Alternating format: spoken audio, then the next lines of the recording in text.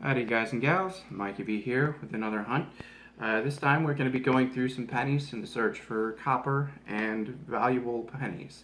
Anything worth way more than face value. So I've got two boxes, I'm only going to do one right now.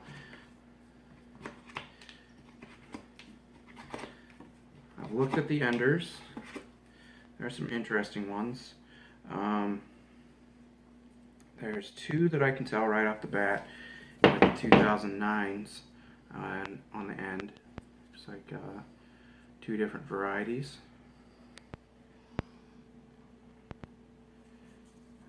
I'll do those one first and one last probably. There's a Canadian ender, another older Canadian ender, and another older Canadian ender. There were some what I think might be wheat enders, but they didn't have the wheat ears facing out. They look like they're old enough and the ages seem bright, so it's possible I might have a few wheat ear enders. But let's start off with this 2009 ender real quick, and I'll leave the other 2009 ender for the last. I'll do this first and last live, and then, like usual, I'll do the rest off camera, and if I find anything interesting, I'll show you guys. Yeah. It's actually not that bad of a 2009. Now these, there is some difference varieties you can get on these. There are copper versions of them that are actually worth about 10 bucks a piece if you get them in good condition. Those are going to be the copper variety satin finish, and no matter what kind it is, they're all worth about 10 bucks, so it's not too bad. Move that to the side so you can see what I'm doing. 85, 2017, 2017, 84. Of course, with these, the 1982, you want to save the 82s because there are different varieties on them. You could have, that one actually looks like it's probably copper. In 1982, I know I've said this before, but 1982, they had ones that were both copper varieties and the new clad variety. So that's the transitional year. And I believe the copper transitional, if you get a small date, 82, it's actually worth a small premium. So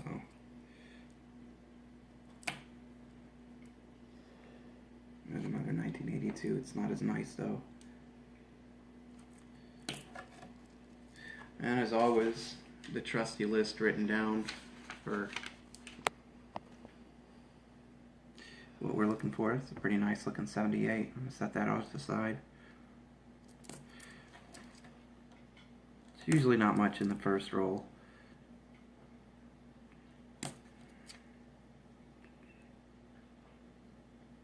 Junked up 85. There's an 82 that's probably copper. I'll have to check all of those later to see if I have any of the varieties. 2016. Not a big fan of the shield pennies. There's not much variety there that's actually worth anything and worth keeping.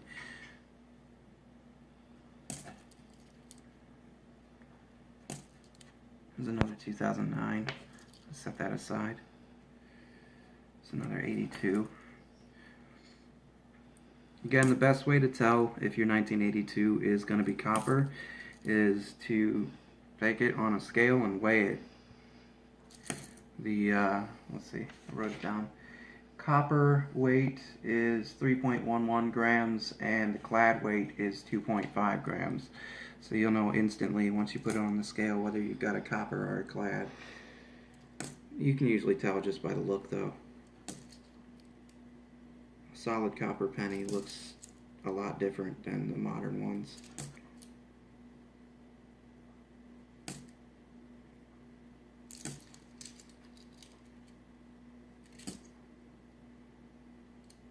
Oh, that's a really nice looking 1980.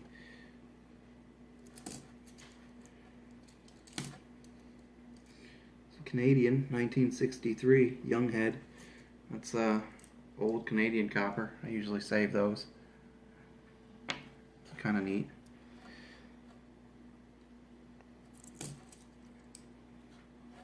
Sorry if I'm being a little long-winded here. Oh, that was a nice one, 1966. It's copper.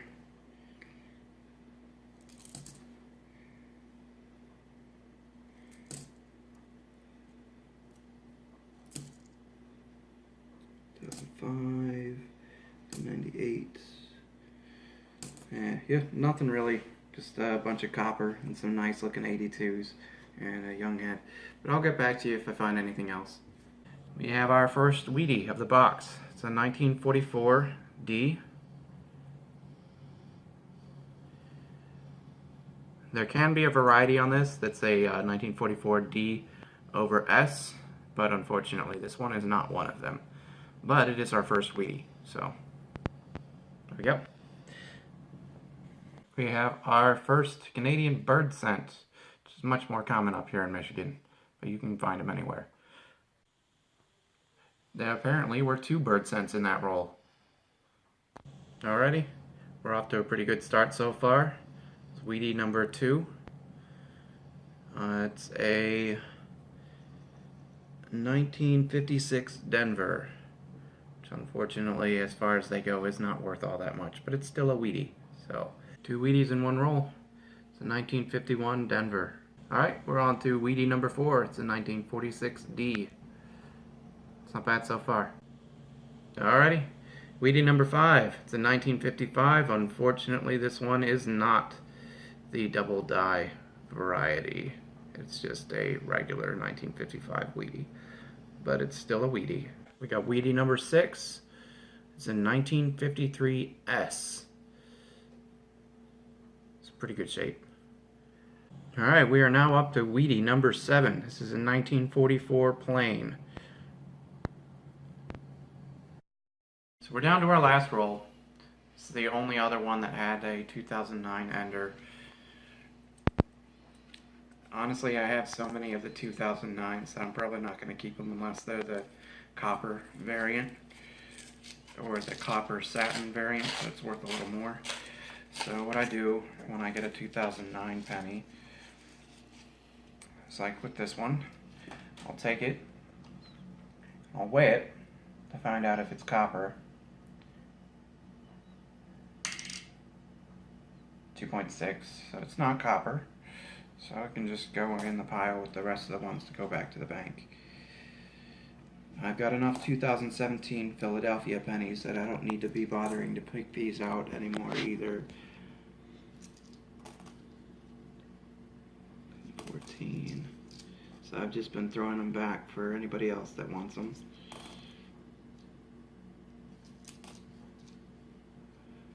I'm sure there was more than we expected minted. It's a nice copper. 83. Nope, unless it's plain, it's not anything. Can't read that, but we can weigh it and find out that it is not copper. So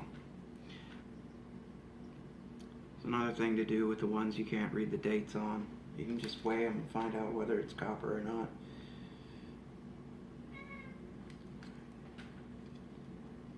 Oh, that's a close AM.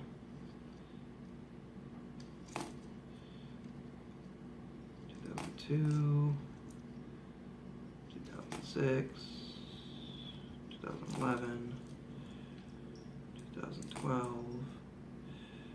There's another. There was a second 2009 in there, but it's also not copper, so I don't care.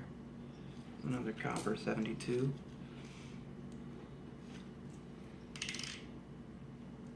Copper.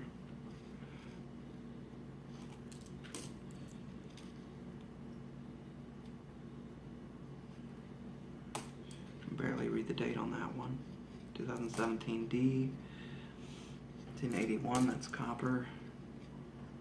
2017 D. 2004. 1996.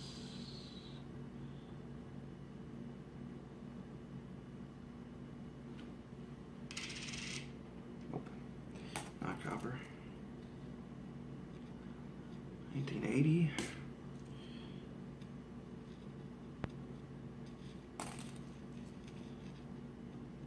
One.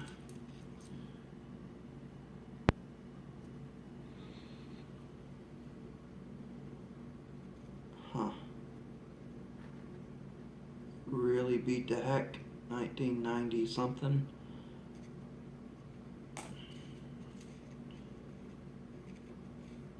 2014. 2000. 2015. 2011. That 2000 that I threw in the pile is so beat up it's not worth looking at to see if it's the wide AM variety or not. So if it's beat to junk, it's not going to be really worth anything.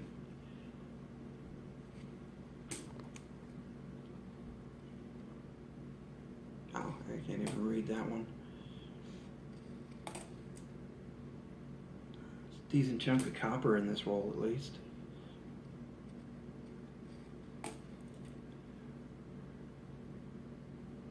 '99 plain. Could be a wide AM. Nope. 1990 plain. Doesn't look like it has enough details to have been a proof. 92 could be a close AM. Oh, it's a wide AM. It's a little off rotated, but other than that,